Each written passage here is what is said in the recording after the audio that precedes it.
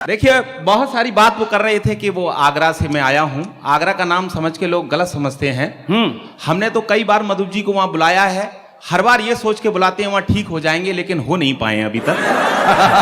मैं चाहता हूं एक बार जोरदार तालियां उनके लिए। बड़े प्रयोगधर्मी कवि हैं। एक बार मेरे यहाँ सैटरडे को आए, हाफ पैंट पहने हुए थे। तो मैंने उनसे पूछ लिया कि भैया ये हाफ पैंट कैसे? हाफ पैंट का मतलब ये मत समझ लेना किसी राजनीतिक विचारधारा से जुड़े हुए हैं। तो मैंने वैसे ही पूछा कि आप भैया ये हाफ पैंट पहन के कैसे आ गए? बोले भैया आज सैटरडे है, हाफ डे है, इसलिए मैं हाफ पैंट पहन के आया हूं। मैंने तुरंत इनके पैर छू लिए, बोले भैया मेरे यहां संडे को मत चले आना। देखिए, आपने हिंदी का इतना बड़ा कवि सम्मेलन आपने कराया है, लेकिन आजकल हिंदी की स्थिति हो क्या गई है। मेरी एक भतीजी कॉन्वेंट स्कूल में पढ़ती है, मैंने एक दिन उससे पूछा बेटा तेरी पढ़ाई कैसी चली? बोले अंकल बहुत अच्छी चल रही है। मैंने कहा और हिंदी की? बोले हिंदी की भी बहुत अच्छी चल रही है। मैंने वैसे ही उसका सामान्य ज्ञान जानने के लिए उससे पूछ लिया कि अच्छा बेटा महादेवी के बारे में तुम कितना जानती हो? आप विश्वास करिए साहब 15 मिनट तक सोचती रही। बोले अंकल मैं कंफर्म तो नहीं हूं, पर मुझे लगता है कि महादेवी श्रीदेवी की बड़ी बहन का नाम होगा। वाह, ये स्थितियां साहब। आप किसी रिक्शे वाले से कहिए, बोले भैया विश्वविद्यालय चलेगा साहब, ये क्या होता है? बोले यूनिवर्सिटी चलेगा साहब, ऐसे बोलिए ना हिंदी में। हाँ। तो देखिए, हाई स्कूल और इंटरमीडिएट में आप भी ऐसी परीक्षाएं देते हैं, हमने भी ऐसी परीक्षाएं दी है। 4, 5, 6 कवियों की जीवनी याद कर लेते हैं, उसमें से एक कवि की जीवनी पेपर में फंस जाती है। एक लड़का था, दूसरे दिन हिंदी की परीक्षा थी, उसे किसी कवि की कोई जीवनी याद नहीं हुई, तो उसने उन कवियों की जीवनी की नकल तैयार करी और उसे शरीर के प्रत्येक अंग में छुपा लिया। अब उसे यह भी याद नहीं रहा कि उसने कौन सी पर्ची कहां छुपा ली। उसके लिए भी उसने एक पर्ची तैयार कर ली। वाह, वो पर्ची पकड़ी गई कि बोर्ड की परीक्षा का सालाना सत्र, हिंदी का आया प्रश्न पत्र। सभी परीक्षार्थी पेपर हल कर रहे थे, कुछ अकल से और कुछ नकल कर रहे थे। तभी एक छात्र ने छोटी सी पर्ची निकाली, उस पर कुछ उड़ती सी नजर डाली, लेकिन निरीक्षक की नजर से बच नहीं पाया। उसने उस छात्र से उस पर्ची को छुड़ाया और पर्ची को पढ़कर तो उसके छक्के छूट गए। हिंदी के कवियों के भाग्य फूट गए। उस पर्ची में लिखा था कि कबीरदास जी मोजे में, सूरदास जी बाह में।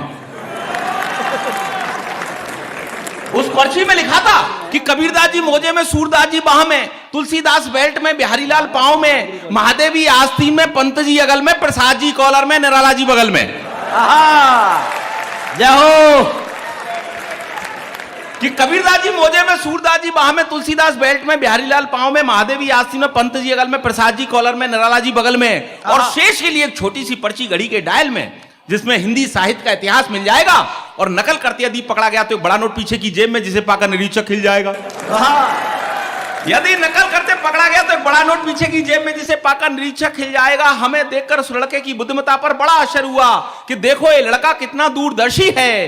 अरे हम सबसे ज्यादा मर्मस्पर्शी है। यदि ये बड़ा होकर कुछ नहीं बन पाया तो जरूर यह नेता बनेगा और हम जैसे शिक्षित बेरोजगारों का प्रणेता बनेगा।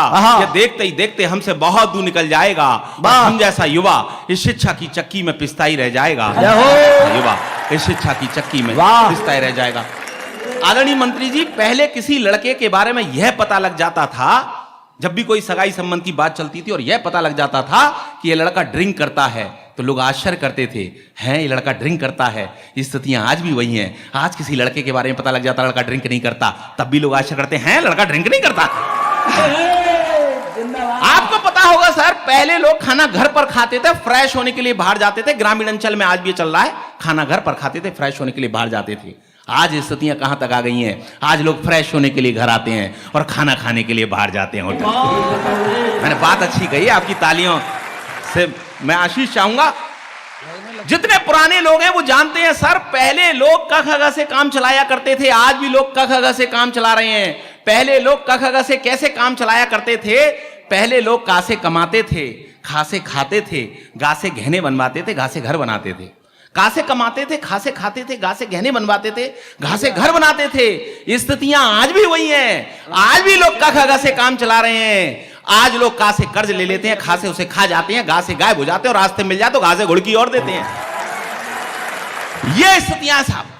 पहले मंत्री जी, कोई भी नेता होता था अपने पार्टी अध्यक्ष के पास टिकट मांगने जाता था तो कहता था साहब मुझे उस शहर से टिकट दे दीजिए, मैं वहां से जीत जाऊंगा क्योंकि वहां के लोग मुझे जानते हैं।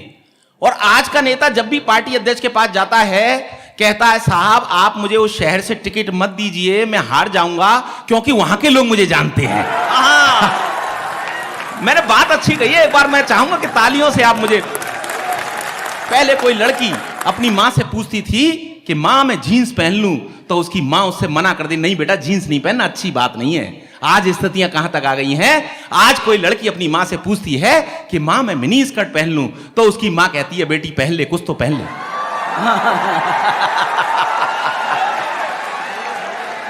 ये स्थितियां आ गई है साहब। मेरे कॉलेज लाइफ की एक रचना है, आपको ऐसा लगे जैसे मैं आपसे बातचीत कर रहा हूं, लेकिन मैंने व्यंग करने की कोशिश की है कि एक दिन मैं ख्यालों में डूबा हुआ सड़क पर चला जा रहा था, तो मैंने देखा कि 5 वर्षीय बच्चा रोता चला आ रहा था। मैंने उसे प्यार से अपने पास बुलाया, बहला फुसला के बड़ी मुश्किल से चुप करवाया। रोने का कारण पूछा तो उसने बतलाया कि मैं अपनी मां से बिछुड़ गया हूं, रास्ता भटक गया हूं। मैंने कहा बेटे तुम अपनी मां का हाथ पकड़कर चलते तो न तो तुम बिछुड़ते, नहीं इस प्रकार भटकते।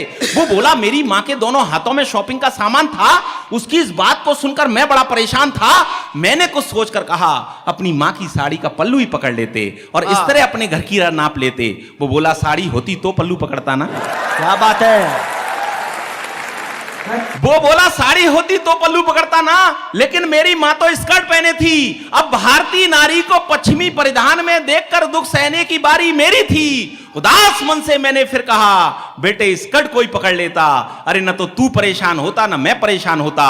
वो बोला स्कर्ट भी इतनी ऊंची थी कि मैं उसको उछल कर भी नहीं पकड़ सकता था। क्या कहने बाप बन जी।